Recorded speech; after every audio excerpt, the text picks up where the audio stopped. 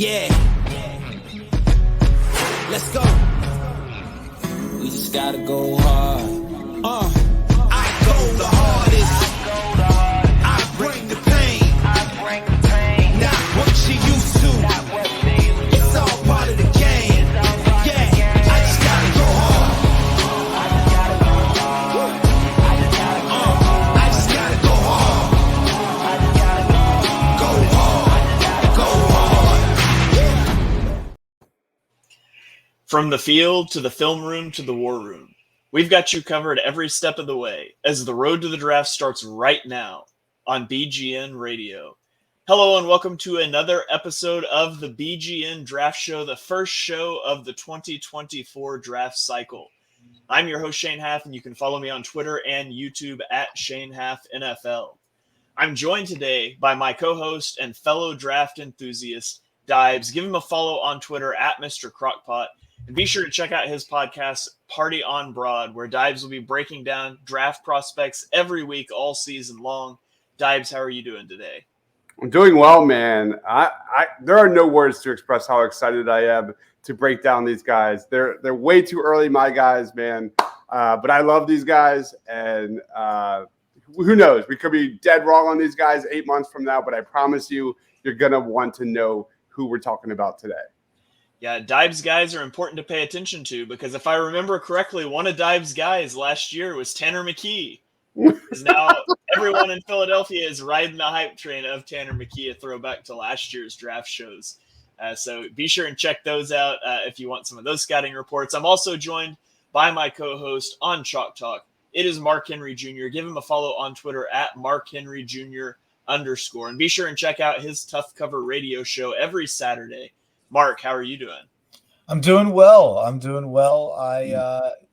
feel like Dibes, I really just want to clear out and let Dibes cook. I might just back out right when we start and let Dibes go top 10 and back out. But no, I'm joking. I definitely have a couple of these guys that are on my list that are primarily just because how much I loved them last year. And I'm hoping they build on that. I definitely still have some research to do to get on Dibes level up there. Yeah, Dibes is far ahead of us.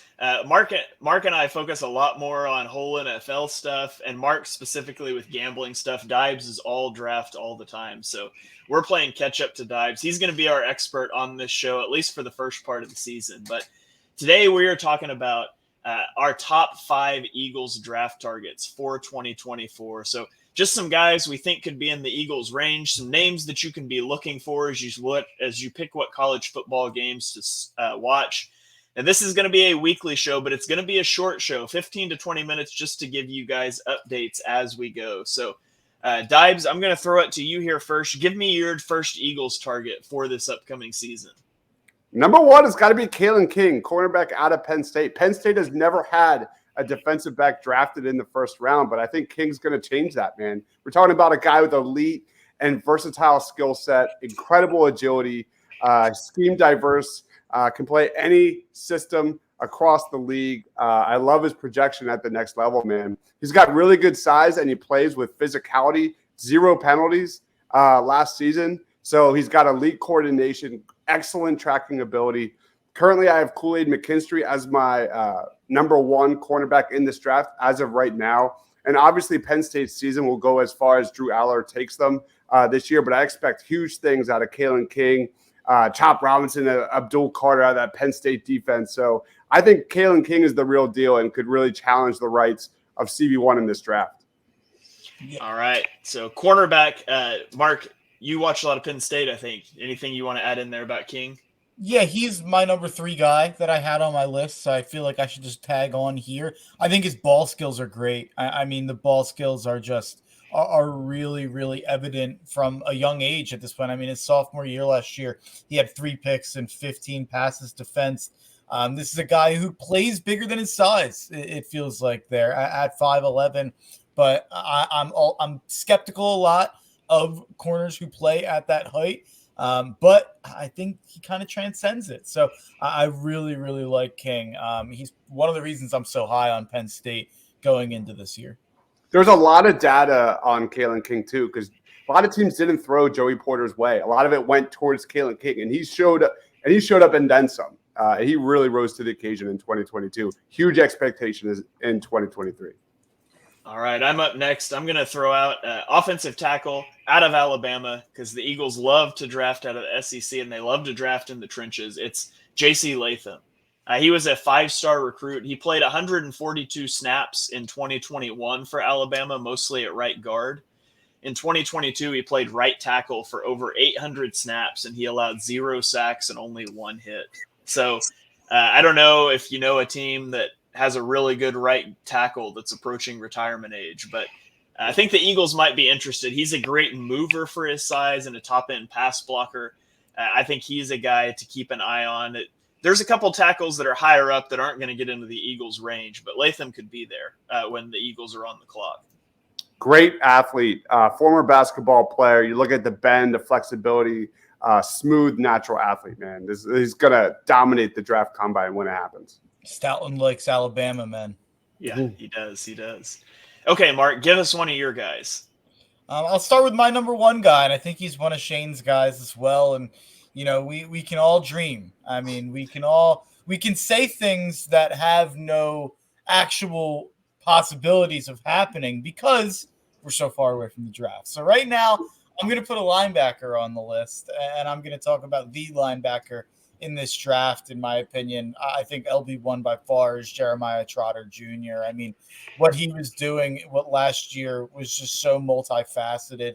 I mean, he's a guy who he's a modern NFL linebacker. He's exactly what you would want in 2023, or I guess 2024. When we'll be talking about him, he's exactly what you would want in terms of a guy who can rush the passer, a guy who can play the run, a guy who can go out and cover. Like, it really does feel like he can do everything that you could want a linebacker to do. I mean, 6.5 sacks, 89 tackles, 2 picks, 1 forced fumble, a good amount of passes defense for a linebacker. I mean, this is a guy I am absolutely in love with, and I can't wait to watch Clemson just to kind of track how he does all season long.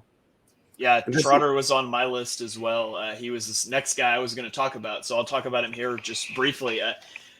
Mark mentioned it. He can rush the passer and drop into coverage. He was the only Power 5 linebacker last year with an 80-plus PFF grade as a pass rusher and in coverage. He's got a high motor, and he's all over the field. Now, he's only 6 foot, 230, so he's smaller. He has limited ability to anchor against the run because of that, and he's probably doesn't have the bend to be like a full-time edge rusher, but he's a playmaker at linebacker, and because it's August, yes, we can dream about the Eagles having a playmaker at linebacker. So that's why I put him on my list as well. He's a must-watch. Clemson plays Duke week 1, and Riley Leonard, a quarterback there for Duke, is a real high riser. So how he handles Riley Leonard will be interesting, but he drops the axe. I do not buy current players' Eagles jerseys whatsoever, but if the Eagles draft him and you see him in Kelly Green dropping the axe in Philadelphia, man, that is a must-buy. All right. Dibes, throw us out another name here. Who's somebody else that Eagles fans should be watching on Saturdays? I'm looking at that slot position, man. Rome Odunze, a wide receiver out of Washington. Great size. He's a junior. He dominated in single coverage, trailed only Marvin Harrison Jr. in that group, 605 yards last year. Just a complete 3-level threat. When you watch the tape, man, he's a very fluid and smooth athlete. He's not necessarily a burner, but he's a separator. He's a guy that can create separation with ease. Right now, I have him as my wide receiver 4 behind Harrison Jr., Emeka Egbuka, and Malik Neighbors out of LSU. But I expect this guy to have astronomical numbers behind Michael Penix Jr. in his chase for the Heisman. I see this guy definitely as a back end of round 1 dude, and I would love to see this guy in the slot because I don't expect Quez to come back. Some team is going to give him more money than the Eagles are willing to commit. So for me, Rome Odunze. All right. Mark, I'll throw it to you here. I think that puts you up again. Who's another guy that you've got on your list? A guy that Dives just mentioned, and I'll stay at the same position at receiver. And a lot of attention will be paid to Marvin Harrison Jr. all year long, and it should be. I mean, the guy is a historically good prospect, not just at the wide receiver position, but in general, as an NFL draft prospect, he's going to be that good this season. And I think he's going to be that good as an NFL player. But don't let it kind of hide the fact that the number 2 receiver in this class also goes to Ohio State. I mean, they are just churning out wide receiver talent from Garrett Wilson and Chris Olave to Jackson Smith and Jigba to Marvin Harrison Jr. and Emeka Egbuka. I mean, he is a really, really good receiver. Probably not on any of those level, honestly. Like probably a step below all of those names. But that's not a slight against Egbuka. Those 5 names are probably 5 of the 15 to 20 most talented guys in the NFL. But I think Egbuka could end up falling perfectly into a role with the Eagles as the number 3, kind of sliding into the slot there inside of AJ Brown and Devontae Smith. He obviously didn't play the slot that much last year. He kind of played both the slot and outside. But he is an incredible route runner, 74 catches, 1,200 yards, and 10 touchdowns. He seems to also be a really good red zone target. He's a guy who kind of finds his way to get open in short areas in the red zone. So separation matters just as much in the red zone as it does in terms of getting open looks deep. So I like Egbuka a lot. He's another guy I'll be watching, even though Marvin Harrison Jr. will definitely double the amount of coverage he gets literally on the field and figuratively in terms of the media.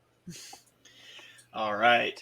I'm going to go to both a position group and a team that the Eagles like to draft from. I'm going to go to Georgia. We're going to talk about another offensive lineman in Cedric Van Pran. 6'4", 310 pounds. He was a 4-star recruit. He's a 28-game starter at center for Georgia. In those 28 games, he's given up 1 sack. And he's given up 16 hurries. Now, you might say, why would the Eagles draft a center? They just drafted a center, Cam Jurgens. Well, I don't know if you remember when the Eagles just drafted a center in Landon Dickerson, who then played guard and stayed at guard. And if you rewind a little further, I don't know if you remember when they drafted another guy that was going to be a center in Isaac Seumalo. The Eagles have been trying to replace Jason Kelce for like 8 years now, and he just keeps not retiring and playing at a high level. But eventually, Kelsey's going to retire. Cedric Van Pran could be a great guy to plug in, especially if Cam Jurgens thrives at right guard. He is a smart player. He is a good mover in the run game. He's not Jason Kelce, but he's a good mover. But don't mistake that as me saying he's a finesse player. He is a mauler in the running game. And so he would be a fun guy to watch on this offensive line. I think that's definitely a direction the Eagles could look to go. Number 1 center in college football right now. And we all know how I feel about falling in love with good center prospects. Well, Shane, the thing that I have to say is it's just not very realistic for the Eagles to draft a player from Georgia. We all know that's just not in their MO. Yeah, I mean, and they don't draft linemen either, so it's probably a pipe dream. All right, Dibes, throw us out another name on your list. I want to talk about a really fun one. He is Kingsley Suamataia, an offensive tackle out of BYU. You guys know I'm a trenches guy. I know Howie always has his eye on these dudes. Former 5-star recruit, 6'6", 315 pounds, wide, dense frame, excellent athlete. He's moving to left tackle to replace Blake Freeland, who absolutely destroyed the combine. I know he's very raw, but his tools are through the roof, and so are Suamataia's. There's good news and bad news with Kingsley. The bad is that BYU makes their Big 12 debut this year, and BYU's defense is in the middle of a rebuild. It is a bad defense, to be honest. But the good news is you're going to get a lot more tape of Kingsley going up against better edge rushers like the Baron Sorrells and things like that. So right now I have Fashanu and Joel as that elite tier. Then I have Latham just a tier below that, with Kingsley being a tier below that. So I think this guy is definitely in the cards right now at the back end of round 1. And if he's available in the first round, I think the Eagles snag him up, and I'm doing backflips. All right. Heavy offensive line tendencies here. Mark, do you have an offensive line for us? A lineman for us? Who's your next guy here? I don't. I stayed away from the offensive line because you sickos I knew would put a bunch of linemen on there. So I tried to go a little sexy with my positions instead of instead of the big maulers. Okay, well, who's your next guy on your list then? I'll go back to corner. And I debated whether or not we should do this, and you guys told me to kind of go ahead and talk about him. And it's a good point. A lot of the times we assume a guy is going to be a top 5 pick in the preseason, and then, how many times have we seen a guy underperform and not even go in the first round after we think he's going to go that high? So I'm going to go. Cough. What did you say? Said cough, Eli Ricks, cough. Yeah.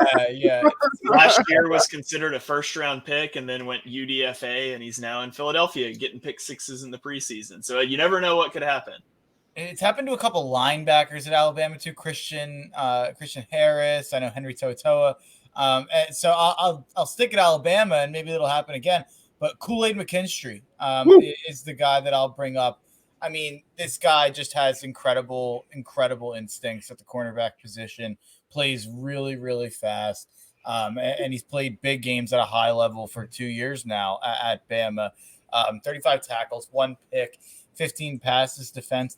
I'm not sure if he has tremendous ball skills. Like, I think with Kalen King, I have Kalen King above him because I think I feel better about Kalen King's ball skills, even if he is 2 inches shorter than McKinstry. But I do like McKinstry a lot. We've seen McKinstry go against the best receivers that the country has to offer in the SEC at Alabama. So McKinstry feels like he's playing at an NFL level already. And obviously there's some things to refine this year. But as long as it's not a huge letdown season, I'd be surprised to see this guy not be someone that we're talking about in the offseason. Plug and play is the thing with Kool-Aid, and he's got one of the highest floors in this draft. So he's going to be drafted very high.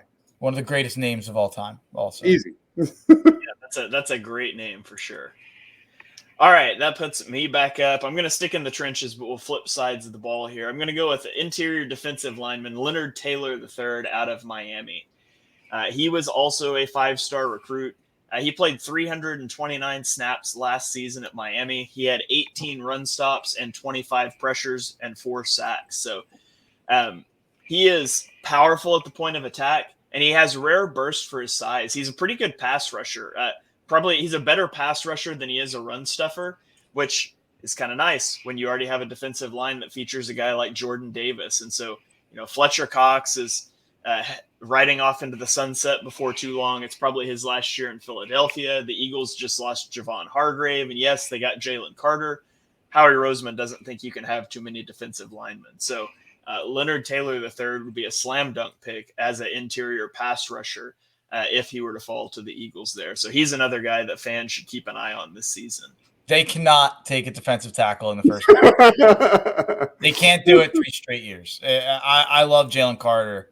But yeah, that would be insane, in my opinion. I'll just say that. I remember Mark saying they can't take a defensive tackle in the first round 2 years in a row. Well, no, Jalen Carter transcends that. We all knew that. Jalen Carter. I was saying that about like Brian Brzee and Kalijah McCanty. Yeah. Who knows? Leonard, he might end up there. Leonard Taylor, generational. Yeah. We might get there. I'm not saying he's generational. I hate that. But okay, Dibes, throw us out another name here. All right, I'm going to go to the Big Ten, Junior Colson linebacker. I think this is one of the more fun stories of any prospect in this year's group. He was born in Haiti. After his father passed away, he was 7 years old and adopted. He moved to Tennessee at the age of 9.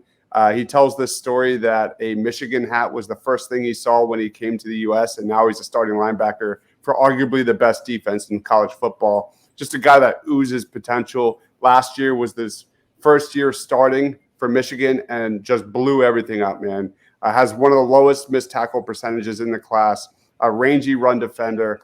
I think this guy's going to climb the draft boards throughout the 2023 season. This is the guy to know. He's bigger than Trotter. He's a great run defender. He's not necessarily a bigger playmaker than Trotter, but when it comes to athleticism, I think he checks off a lot of boxes. Junior Colson's going to be a household name if Michigan is as good as I expect them to be, and they're damn good. All right, Mark, you're up. Throw me out another name here. Another name at edge here. We mentioned one name from Washington, and Washington's got a lot of names to watch out for when you go through it. They're going to be a fun team to watch this year. But I'm going to go with an edge from Washington in Braylon Trice. He is a guy who the other four names, to be quite honest, the Trotters, the Bukas, the Kings, the McKinstries, those are guys I know from last year, and those are guys that I know from watching those teams a lot last year. In terms of Braylon Trice, this is a guy who, in my research, I'm watching tape and I'm watching and I'm reading stuff that I'm falling in love with the way that this. You guys know my type when it comes to the edge rushers, and he's not the 6'6", 6'7" guys that I generally do go crazy for. But the elite production when it comes to rushing the passer, and it's not just like box score production. You watch him on tape, and he's a wrecker. I mean, he's a game wrecker in the pocket. It seems like he just gets around you. He gets inside you. He plays strength off the edge. I mean, he really, really just does everything I'd want to see from an edge rusher. So I can't wait to watch him this year now that I'm aware of his game.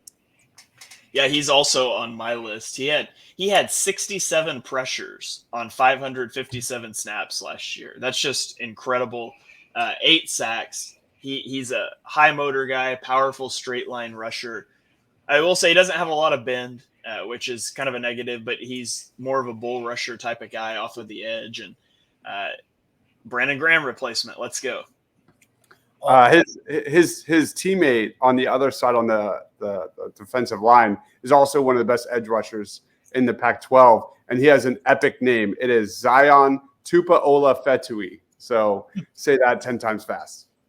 I don't even think I can say that once, if I'm being honest. One more stat. Braylon Trice had a win rate of 28% on 300 pass rush snaps last year. The next highest guy that's returning to college this year was at 23.5%. So he is like over 4% better than the next guy. Beast. All right. That was my last one. Dibes, throw us out another name here.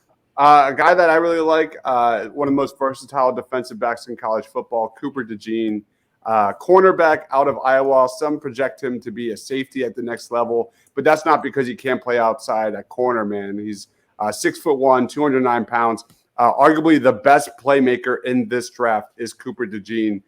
His tape is unbelievable, making over-the-shoulder catch or interceptions, returning pick sixes. This guy is all over the football. He's also an elite punt returner. This guy just moves like a running back with the ball in his hands. Right now, I had him rated as the 7th best player in the Big Ten, 3rd best defensive back in the 2024 class. I have no idea how Iowa's offense is going to look in 2023, but Iowa's defense continues to just pump out these guys, and I think Cooper DeJean would be a fantastic fit for that safety position, right next to Reed Blankenship for the Midnight Green. I have a feeling Iowa's offense in 2023 is going to look about the same as it did in 1923. Yeah. So, all right, Mark, bring us home here. Who's the last guy on your list? I went through my 5. Oh, was that? Oh, yeah, because we double dipped on one, so you hit the first time around.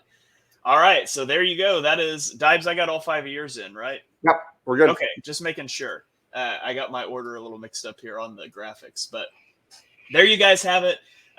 You guys asked for it. You seem to enjoy the BGN draft shows last year. Asked if we could get started earlier this year. So we're going to be coming to you guys with short episodes, 15, 20 minutes each week, recapping the biggest matchups of the week before, previewing upcoming weeks. This is probably one of our longer shows, at least until we get into the off season, because we wanted to give you some names and some guys that you could be watching for in 2 weeks when college football kicks off. So Dibes, you're the draft guy. I'm going to give you the floor here. Do you got any other final thoughts? Any quick takes you want to fire out? No, it's just an amazing year in college football. It is extremely deep at several positions. I think the talent speaks for itself, whether it's quarterback, running back, wide receiver. It goes on and on and on. It's going to be a really fun year, and I'm excited. I'm just honored to join you guys at BGN Radio and follow my show, Party on Broad. We cover the NFL draft every single week. We've covered over 100 prospects already for the 2024 NFL draft. So if you love draft, go check that out. All right. Thank you guys for joining us for this episode of the BGN Draft Show. If you enjoyed the show, be sure to hit that subscribe button so you get every single show on the BGN feed, the instant reaction shows, the EPA podcast, BGN radio, all of it right here in one feed. You can check us out on Twitter. I'm at Shane Half NFL. Dibes is at Mr. Crockpot, and Mark is at Mark Henry Jr. We will catch you guys next week for another episode of the BGN Draft Show. Yeah. Let's go. We just gotta go hard.